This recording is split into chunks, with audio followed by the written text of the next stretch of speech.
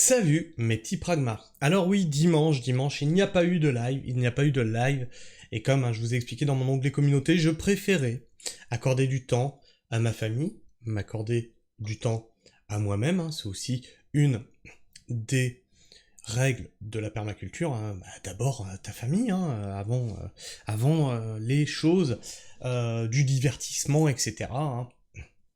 Et je préfère être dans le réel que, bien entendu, dans le virtuel. Je vous ai sorti quand même 2 vidéos pour vous parler de l'écologie de terrain, la permaculture non dogmatique et la permaculture pragmatique, telle que je l'entends, avec ce que j'en ai compris, ce que j'en ai lu. Alors je suis peut-être moi aussi biaisé, il n'y a pas de souci là-dessus.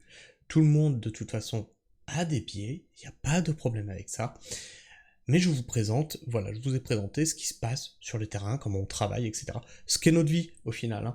Un travail dans, j'ai envie de dire, l'écologie de terrain, tu vois. Mais aujourd'hui, qu'est-ce qu'on va voir? On va voir l'écologie des villes. Ceux qui, bien au chaud dans leurs apparts luxueux, avec des très bons salaires, dépendant d'une logistique énorme, de camions, d'agriculture, agriculture dévastatrice des sols avec des pesticides, etc. Parce qu'eux, ils vont pas non plus manger des légumes en permaculture, j'imagine, dans les villes. Eh bien, cela nous donne des leçons d'écologie. Et c'est ce qu'on va voir ensemble. Alors, bien entendu, comme tous les midis, enfin presque, c'est suivant ce que j'arrive à trouver, on se retrouve donc sur Twitter. Et on a Florian Philippot qui nous dit « Énorme. Elon Musk vient de tweeter cette vérité. Une trop grande partie du mouvement écologiste s'est transformée en un mouvement d'extinction humaine. » Alors, est-ce que cette phrase est vraie ou fausse? On a vu, dans les épisodes précédents, des escrocs de l'écologie, que Sandrine Rousseau se satisfaisait qu'il y ait de moins en moins de naissances et qu'il y ait une baisse de natalité, ça la rend heureuse dans un contexte écologique difficile. Aïe, du coup ça donne raison à Musk. Et de toute façon, il y a plusieurs voix qui vont dans ce sens-là, comme quoi il faut faire moins d'enfants, il faut moins polluer, etc., etc. Il y a Nicolas Meyreux qui avait dit quelque chose pas mal par rapport à ça. Admettons que plus personne ne fasse d'enfants, ou que un couple sur 10 fasse des enfants. Il restera, tu vois, cette part de gâteau là, les 100%, eh ben l'humanité va être divisée par 10. Bah cette part de gâteau, est-ce que tu crois qu'ils vont l'économiser? Bah non, on va la bouffer à plein. Donc le problème n'est pas de faire des enfants ou de pas faire des enfants, le problème n'est pas le nombre qu'on est, le problème est, encore une fois, qu'on n'amorce pas un système de décroissance, qu'on n'amorce pas un système de résilience. Alors moi, dans mon mode de vie, on essaye d'y tendre, tout n'est pas parfait, bien entendu, mais on tend vers ça. Encore une fois, tout n'est pas parfait, je dépends encore, tu vois, de la technologie, d'internet, de mon ordinateur, pareil pour faire mon assommant, tu vois, bon, voilà, tout n'est pas parfait, c'est une certitude. Mais je pense que collectivement, on devrait essayer de descendre notre niveau de vie. Et donc on va voir l'article entier. Derrière ce mouvement, Davos, les mondialistes. Tout ça n'est pas la vraie écologie, mais l'escrologie mondialiste. La vraie écologie suppose en effet des pays souverains, libres, qui luttent contre le libre-échange, et donc contre le mondialisme. Alors je suis pas tout à fait d'accord avec ce que nous dit Florian Philippot. Parce qu'il y a forcément des choses que tu ne peux pas. Le libre-échange, ok, là-dessus on est d'accord. Mais par contre, le commerce mondialiste, la mondialisation, il y a des choses qu'on ne produit pas. Il y a des choses, des matières premières qu'on n'a pas sur notre territoire. Donc il est bon aussi de pouvoir faire du commerce. Ça s'est fait de tout temps, ça. Il ne faut pas oublier que on a des voisins et il faut commercer avec. Il faut avoir des bonnes ententes commerciales. Mais sur la partie, effectivement, écologiste déconnectée du réel, je le rejoins sur le coup. Je rappelle, hein, je suis apolitique, je tape aussi bien sur la droite que la gauche, et je peux être aussi bien d'accord avec la droite que la gauche. L'escrologie à la française. Alors oui, on va se l'écouter, celle-là, je vais vous activer le son. Alors, l'escrologie à la française. Alors on va s'écouter ça. Donc je suis dans la montagne de Lure, dans les Alpes de Haute-Provence, un endroit naturel magnifique. Et voilà ce qu'on trouve. Ici, là, il y avait une forêt avant. Une belle forêt qui a été... Alors ça, c'est quelque chose que je vous dis régulièrement, hein, les fameuses forêts que l'on coupe pour mettre des éoliennes. Bon, bah là, il s'agit pas d'éoliennes, mais apparemment, toutes ces énergies vertes valent mieux que des forêts. rasé, 17 hectares et demi, coupés, pour installer ces rails que vous voyez là, sur lesquels on va venir mettre des panneaux photovoltaïques, pour faire de l'énergie verte.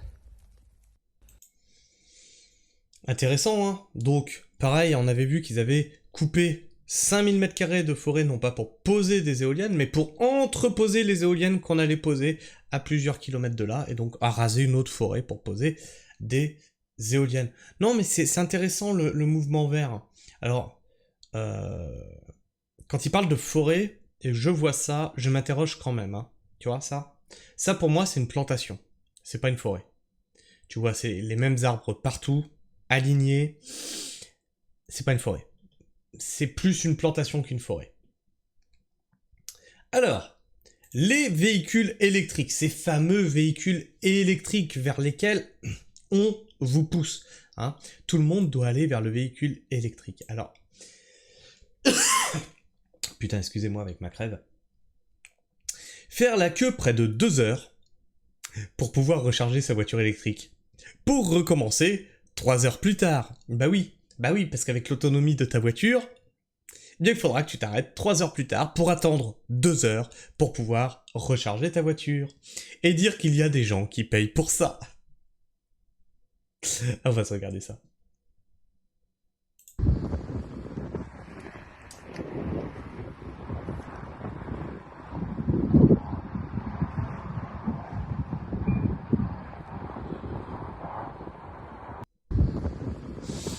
Non, mais c'est beau l'énergie verte. Vraiment, c'est beau. Regarde ici. Regarde. Oh, y a pas la queue là. Oh ben ça alors, y a pas la queue. Un moteur thermique, il fait pas la queue lui. Bizarre. Je comprends pas. Ah, ça c'est quelque chose de magnifique. Le changement climatique, nous dit Miné Eric. Le changement climatique, la nouvelle religion dévastatrice.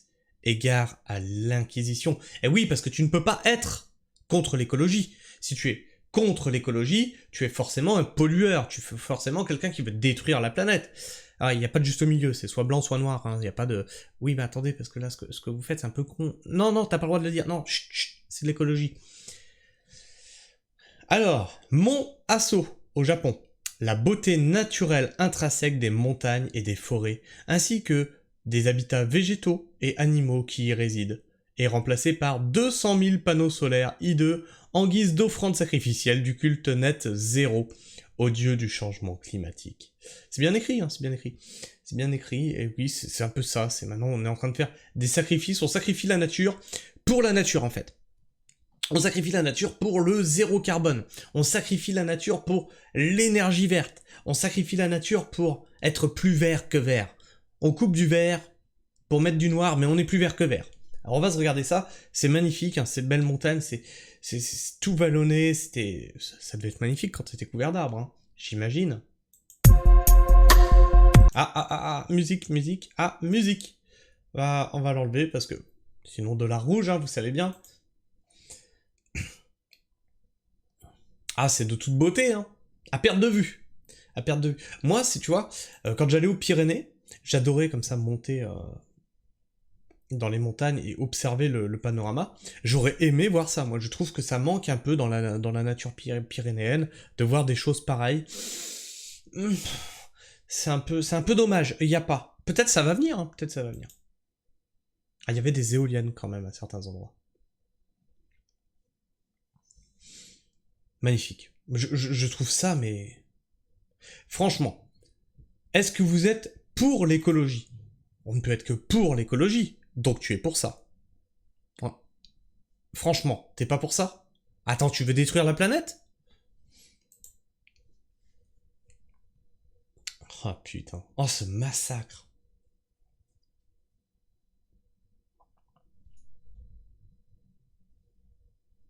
C'est une catastrophe. Bientôt en France, hein.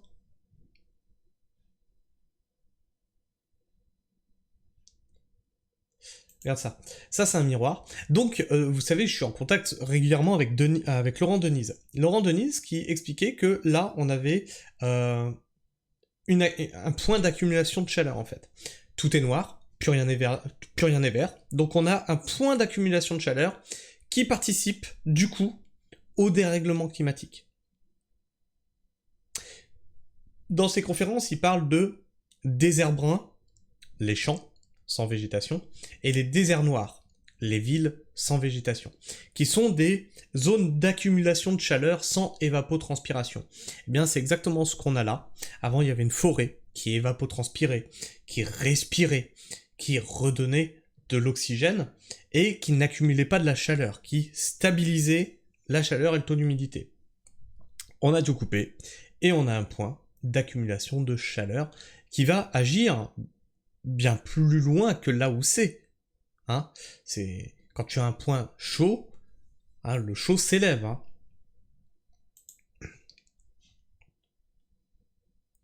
Et donc, je vous invite à aller voir les conférences de Laurent Denise qui expliquent justement comment ce phénomène-là aggrave de plus en plus les problèmes et nous emmène vers une désertification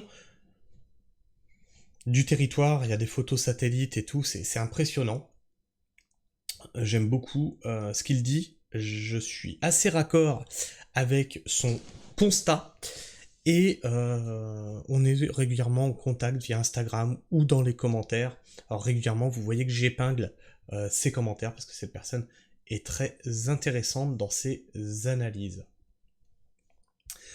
En mer ou sur terre, les monstres avant sont destructeurs de la vie. Cette activité non rentable est subventionnée par vos impôts. Et oui, on a vu que dans les épisodes précédents, qu'on déconnectait les éoliennes quand il y avait trop de vent, parce que ça donnait trop d'énergie sur le réseau. Et puis, du coup, comme c'est déconnecté et qu'on n'injecte pas dans le réseau, l'État te paye quand même. C'est une catastrophe. Et donc, c'est une énergie qui est non rentable, qui demande énormément de ressources. Hein. Une éolienne, ça se fabrique pas comme ça. Je crois qu'il est question de 5000 mètres cubes, ou 5000 tonnes, je sais plus, de ciment par éolienne. Donc tu comptes le nombre d'éoliennes. Hein. Le ciment, ça se fait avec du sable. Sable qui détruit les océans. Alors c'est pareil, il y a des reportages là-dessus, hein, où tout ravine, parce que le sable, effectivement, on va le chercher là où il est. Alors ça c'est pareil. Alors, j'ai un peu rigolé, mais je pense que c'est quand même à voir. C'est la chorégraphie qui m'a fait rire. Le combat, par contre, est juste. Je crois que c'était là-dessus que je voulais avoir l'avis de William le Marin. Protection des aires marines. Les bulots en première ligne. Help, nous dit Gilles Delacor. Alors on va se regarder ça. Alors, ils sont 4. Vous vous rappelez devant Total Energy, pareil, ils avaient fait une chorégraphie qui m'avait fait mourir de rire. On est à peu près dans la même thématique. Hein. Je sais pas pourquoi ils font des chorégraphies, ils font jamais les mêmes mouvements ensemble. Je sais pas pourquoi. Ce qui est plus intéressant, c'est ce qui s'écrit sur la vidéo finalement. Alors c'est pareil, je crois que la musique va falloir que je la désactive. Ouais, voilà. Sinon, ça va être de la rouge, hein, on connaît la musique. Top 5 des trucs les plus protégés en France que les aires marines protégées. Alors, l'Assemblée Générale de Total. Effectivement. L'appellation steak. Ok. Admettons. Il y a du combat écologique. Hein. Les pesticides. Non. Alors non. Non, c'est en constant débat, ça. C'est pas que c'est protégé. c'est l'Union européenne qui te dit non, mais on continue à les autoriser. On a des agriculteurs qui travaillent, et des agriculteurs avec des gros tracteurs, qui travaillent comme il faut. Parce que tu penses bien que des pesticides, ça coûte de l'argent. Hein. Donc, encore une fois, bon, il passe un message, donc forcément, c'est résumé. Ils ne peuvent pas non plus faire un débat de 5 heures, hein, c'est pour choquer l'opinion. On est d'accord ? Pas non plus être moqueur, parce que quand tu résumes quelque chose, tu n'entres pas dans le détail. Mais effectivement, bon, on utilise des pesticides, ok. L'évasion fiscale, alors là j'ai rigolé, bah bien sûr. Ah oui, ça par contre, ça c'est bien protégé. Par contre toi, petit prolo, si jamais t'as le malheur de pas avoir bien déclaré tous tes revenus, là t'inquiète pas, on va te tomber sur la gueule. Hein. Et puis n'essaye pas non plus d'avoir du chômage, la SS, le RSA, un contrôle, hein. Faut pas déconner non plus. Hein. On va te contrôler. Pas évasion fiscale, non, ça représente rien ça. La flamme olympique. Et sinon, pendant ce temps-là, Bloom dévoile que les 30% d'aires marines protégées ne le sont pas.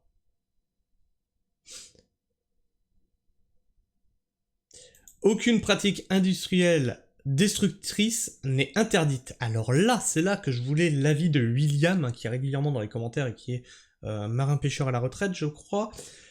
Donc on nous dit qu'aucune pratique industrielle destructrice n'est interdite en France. Vraiment, j'ai un doute, j'ai un gros doute, parce qu'il me semblait qu'on avait quand même pas mal réduit toutes les pratiques, on va dire, écocides. Alors, c'est peut-être, justement, moi je suis peut-être tombé dans le piège, où c'est ce qu'on te dit, mais c'est pas ce qu'on fait. Plus d'un quart du chalutage en Europe se produit dans des aires marines dites protégées. Alors là, c'est grave. Pour agir, rejoignez la coalition citoyenne pour la protection de l'océan. Voilà. Alors, ma femme est, à la base, elle a fait l'école des pêches, elle était poissonnière, etc. Et j'avais vu un truc qui m'avait choqué, je lui ai demandé si c'était la vérité, si c'était réel. J'avais vu un truc qui disait que si on continuait à l'allure où on allait, dans 30 ans, on aura flingué l'océan, c'est-à-dire on l'aura quasi vidé. Ça me semblait un peu... what the fuck, quoi. L'océan. Vider l'océan. J'ai demandé à ma femme, et c'est effectivement ce qu'ils avaient appris en école des pêches. C'est que la façon aujourd'hui, enfin, justement, c'est pour ça que normalement ça devait être limité, de pêcher, 2050, fini, plus de poissons dans les océans. Et donc de moi 59 Robert et les 500 tonnes de béton, voilà, 500 tonnes de béton, et ça, et pas 5000 mètres cubes, 500 tonnes de béton par éolienne. Vous en pensez quoi, les escrologistes? L'écologie, oui, les écolos, non. L'idéologie des Khmers verts menace nos libertés sans mettre fin aux problèmes environnementaux. Et dans cette rubrique qu'on fait souvent à midi, on voit bien que, effectivement, ils ont des actions. Ils ont des actions. Voilà. Ça règle rien. Alors, qui nous vient de Sandrine Rousseau. Le fascisme et le masculinisme sont les deux faces d'une même ligne politique. Alors, voilà pourquoi je voudrais qu'on arrête de coller l'écologie dans une case politique. Ça ne doit appartenir ni à la gauche, ni à la droite, ni aux femmes, ni aux hommes, ni aux racisés, ni aux blancs, ni à qui que ce soit. Tout le monde doit s'en saisir. Parce que sinon, on a des postes comme ça. Et là, on va voir. Le fascisme et le masculinisme sont les deux faces d'une même ligne politique. Alors si tu es un homme, tu es forcément fasciste. Voilà, selon Sandrine Rousseau, de ce que j'entends, voilà, tu es un homme, tu es fasciste. Voilà. Oui, t'es pas né avec le bon sexe. Raison pour laquelle la résistance sera féministe ou ne sera pas. Alors moi j'ai envie de te dire que dans les deux cas, ça ne marchera pas. On a vu les écoféministes, on a vu leurs slogans, on a vu tout ça, ça ne marche pas. Ça ne marche pas, c'est pas connecté au réel, c'est pas corrélé à des actions sur le terrain, ça ne marche pas. Ce que tu dis sur les mascus, c'est pareil, ça ne marche pas. Donc là, qu'est-ce qu'elle montre? Elle montre la file d'attente avant le début du meeting de Jordan Bardella à l'Écluse. Et effectivement, on voit que des hommes. Et là-dessus, elle a raison. Alors, toc, on va... Non, c'est bon, il n'y a pas de musique. On voit que des hommes. Encore des hommes. Toujours des hommes. Très peu de femmes. Très peu de femmes. Et donc là, on est sur quelque chose de... Bardella, très à droite hein, sur l'échiquier politique. Et donc on voit des hommes, des hommes, des hommes, des hommes. Ah, un petit peu de femmes, un petit peu de femmes. Et re des hommes, et re des hommes, et re des hommes. Donc, sur cet extrait-là, on peut pas dire que Sandrine Rousseau a tort. Effectivement, à droite, on a l'impression que c'est très masculin. Cela dit, à gauche aussi. Si tu vas dans des meetings, c'est très masculin. Alors peut-être pas les meetings EELV, qui sont peut-être plus à tendance féministe, mais je vais y revenir. Pourquoi? Parce que,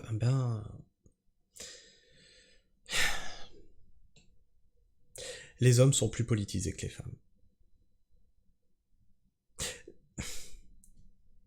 Alors, c'est un constat que je fais. J'ai peut-être tort. C'est un constat que je fais, j'ai peut-être tort, mais quand tu es en soirée, que tu discutes, tu sens bien que la politique, les femmes, elles s'en foutent. Elles, c'est plus la famille, le concret, tu vois, ce qui se passe au-dessus, mais rien à foutre, quoi.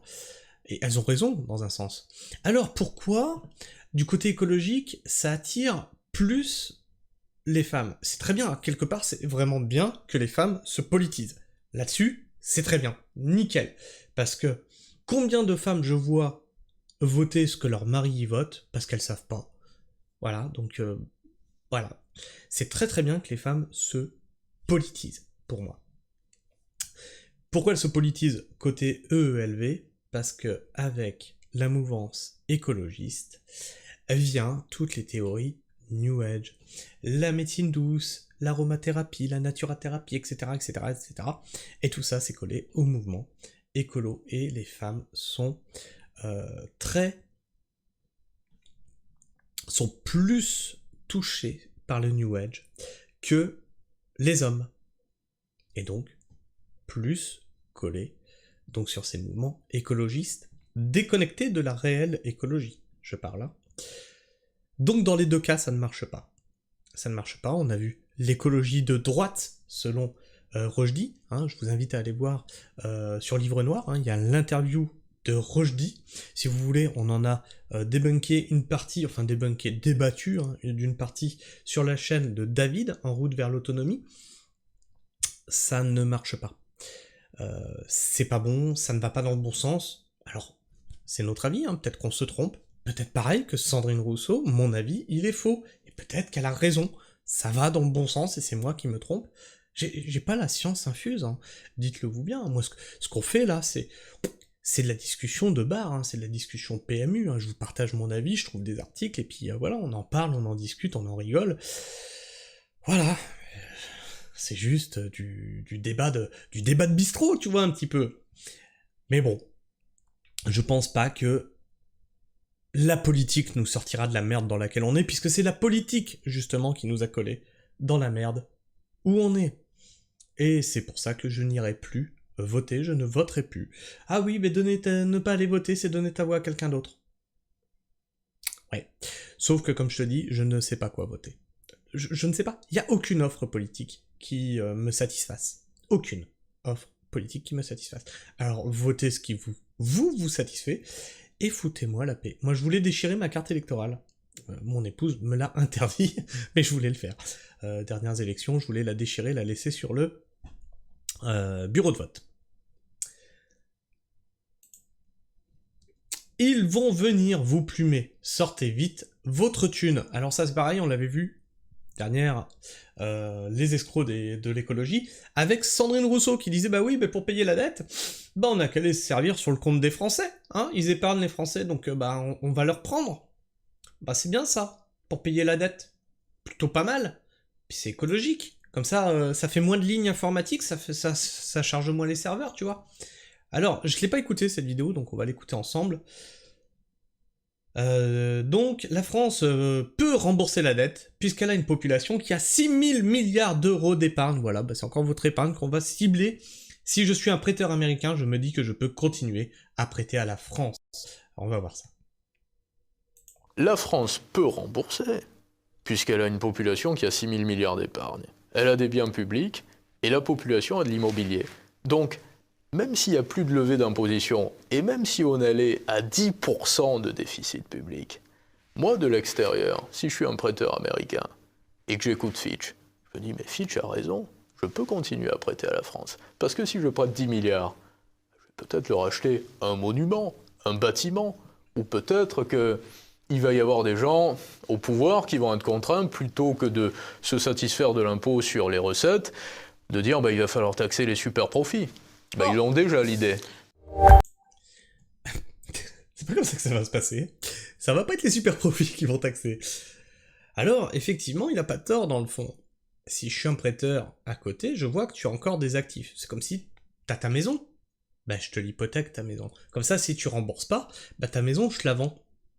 Et je me rembourse. Bah, il a raison, hein, dans le fond. C'est que le prêteur étranger, il va te dire, mais je continue à te prêter. Mais de toute façon, je vais finir par siphonner les comptes en banque de ta population, je vais finir par racheter tous tes monuments, je vais finir par racheter tes équipes de sport, etc., etc., tes matières premières, tes puits de pétrole, etc., etc. Et il a raison là-dessus. Effectivement, c'est pas la bonne solution, mais ce qu'il dit, c'est vrai. Du côté du prêteur, aucune raison qu'il prête pas. Il se remboursera quoi qu'il arrive. C'est nos gouvernants qui disent « Ah oui, oui, vas-y, de toute façon, ma population, j'en ai rien à foutre. » C'est le gouvernement qui dit ça.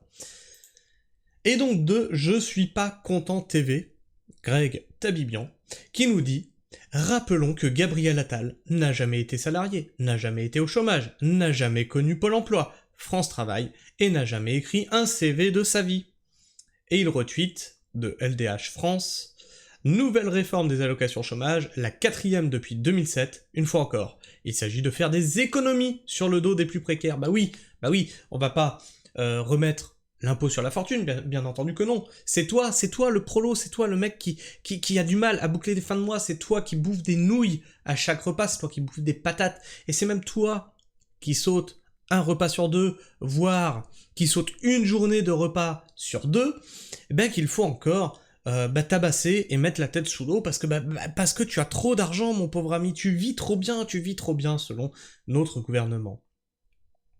La LDH dénonce cette réforme qui aggraverait les inégalités, bien entendu. Hein. C'est quoi qui a marqué déjà liberté, fraternité, égalité, ouais, non, c'est... Enlevez-le. Liberté, pareil, enlevez-le. Fraternité, ouais, enlevez tout en fait, effacez tout ça. Non, mais ça sert à plus rien, vous faites ce que vous voulez. Mettez 49.3 plutôt. Je pense que c'est une bonne valeur de la République, ça. Bonne valeur de la République. Enfin, bref, comme d'habitude, hein, on a fait le tour un petit peu des escrocs, de l'écologie, un petit peu de politique, ça n'avait... je l'ai trouvé malheureusement, dans mon onglet escrologie, hein, je me fais des listes de recherche, et je suis tombé là-dessus, j'ai dit non, faut que j'en parle. Même si c'est pas vraiment de l'écologie, j'ai dit faut que j'en parle. Enfin, bref, vous voyez dans quel monde et quel pays merveilleux nous vivons, nous sommes dirigés par des têtes pensantes bien remplies. Dis-moi ce que tu en penses dans l'espace commentaire, partage-moi ton avis et ton opinion, puis comme d'habitude, hein, tu le sais, tu tuques ici, là, ici, là, tu t'abonnes, et puis tu cloches, et puis bien entendu, hein, tu connais la musique, tu likes, tu partages, etc., etc. Tu n'es obligé de rien, mais si tu veux, tu peux le faire, et ça rend bien service à cette chaîne, et je t'en remercie. En tout cas, moi je vous fais la bise, prenez soin du sol, et restez pragmatiques. Ciao.